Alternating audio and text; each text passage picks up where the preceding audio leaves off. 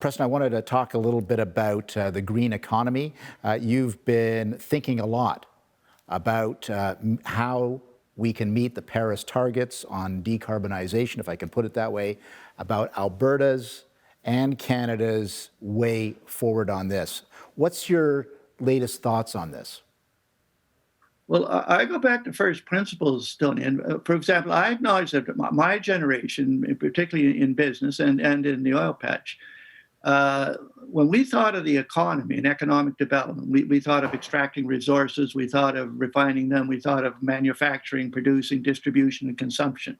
And oh, yeah, and then there's the environment. Yeah. It was a tack on, it was an add on.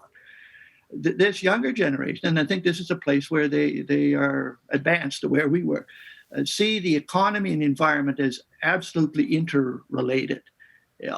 All the resources that fuel the economy are taken out of the environment. So there's an environmental impact, no matter what you do, some of which are negative. All the waste we produce, not just CO2, but anything else, ultimately gets deposited in the environment. So there's this integration of the economy and the environment. And so if that's the case, and I think this through from a conservative standpoint, how do you balance economy and environment?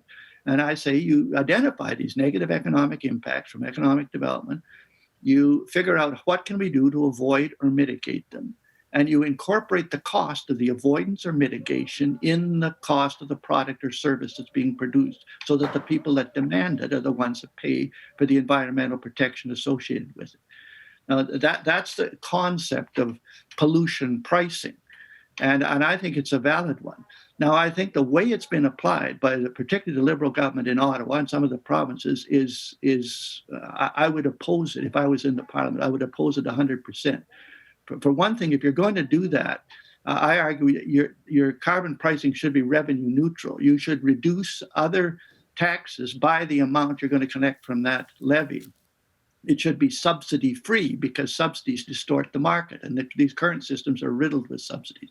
And you've got to persuade your trading partners to do something along the same line, or you disadvantage the most environmentally responsible party in a trading relationship. None of these current carbon pricing or taxing regimes meet those criteria, so I would oppose them. But I say there's a place for pollution pricing, a market-based approach, which conservatives ought to be more supportive of than trying to fix the environment through excessive government intervention and government regulation.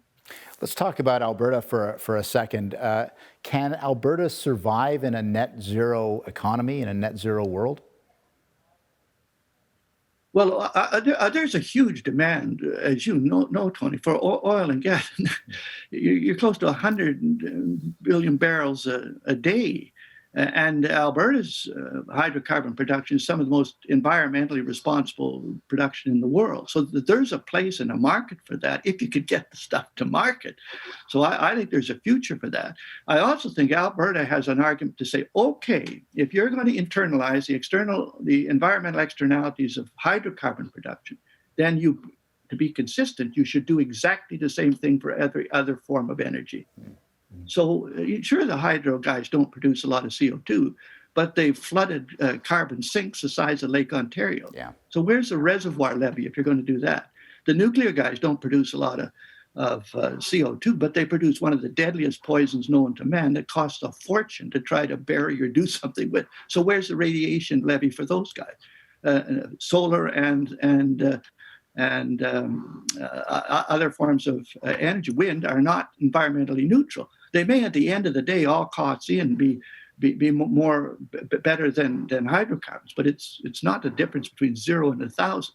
So if you're going to go to pollution pricing, then do it across the entire spectrum, or else you're missing the point of environmental protection. We've got just a minute before we go to a break, but your thoughts on where the Conservative Party of Canada should be on this? We really wrestling with opposing a carbon tax as something that is a cash grab by the federal government, but also trying to do the right thing. Any thoughts on that? Well, I think Conservatives got to move more quickly on this. Conservatives got in a reactionary position on this. They're against what the other guys are doing. And I could criticize the carbon taxing regime that's been imposed in Canada. But then, okay, come up with your alternative. What is the superior alternative? And I think conservatives can champion market-based approaches to environmental conservation as superior to those that are based on government intervention and regulation. But you've got to be proactive and know what you're talking about on that subject, not just be against the defects of the other guy's system.